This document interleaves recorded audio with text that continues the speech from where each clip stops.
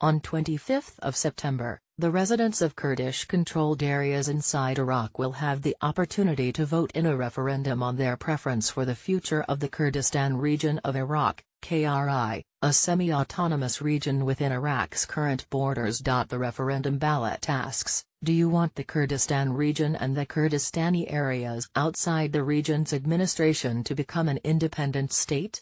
Being that the majority of voters in the balloted areas are ethnic Kurds with a strong history of seeking self-determination, the result will almost certainly be a yes. However, no matter what the residents of Kurdish-controlled areas decide, the referendum has no immediate administrative effects. There is no mechanism for a part of Iraq to secede from the country, so the referendum will not trigger a Kexit the same way that the recent UK referendum on whether to stay in or leave the European Union triggered Brexit.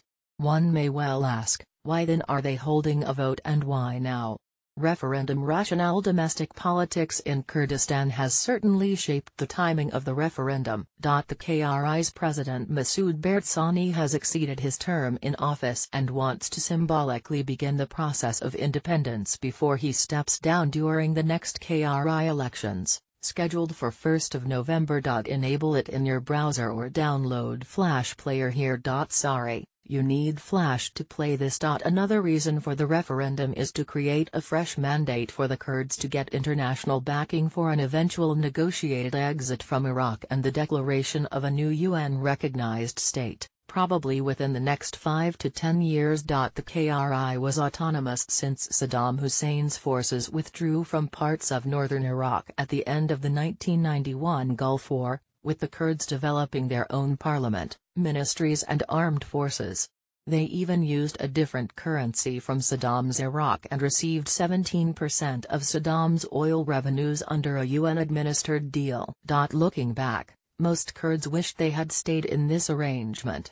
Instead, they agreed to provisionally rejoin Iraq in the wake of the 2003 US-led invasion, in return for US and Iraqi promises that the KRI would continue to operate semi-autonomously, receive earmarked funding from the federal oil revenues, and begin the process of negotiating permanent border changes and perhaps independence with the federal government in Baghdad. However, Baghdad began to fight over the KRI's semi-autonomous status and negotiations became deadlocked. The KRI's president Masoud Barzani recently described the decision to stay inside Iraq as a big mistake. Not quite sovereign. In the last 14 years the Kurds have expanded the areas that they physically control, to encompass many areas that contain oil reserves or where large numbers of non-Kurds live, such as Kirkuk province. The Kurds have also built up 600,000 barrels per day of oil exports by attracting international investors and exporting the oil through the Iraq-Turkey pipeline to Mediterranean loading terminals. This is an incredible achievement for a landlocked stateless people surrounded by suspicious nations. The region cannot secure sovereign loans at acceptable interest rates or receive end-user certificates to purchase arms in the same manner as UN-recognized states. Kurdish oil sales are periodically threatened by Baghdad with legal challenges. Baghdad controls Kurdish airspace. KRI residents must use Iraqi passports and suffer from the same visa restrictions as Iraqis, even though the Kurdistan region is much safer than federal Iraq. What next?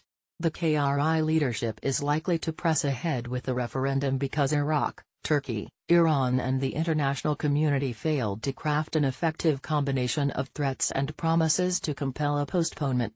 Turkey will rhetorically condemn the referendum but will probably not close the border or Kurdistan's vital oil export pipelines.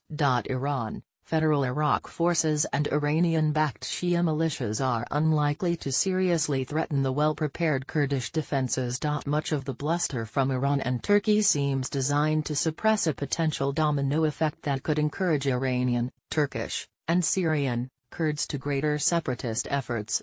Many senior Iraqi politicians have confided to me in private that they believe the KRI is slowly and irreversibly becoming an independent state. But no Iraqi leader can say this publicly, not least when local and national elections loom in Iraq in April or May 2018.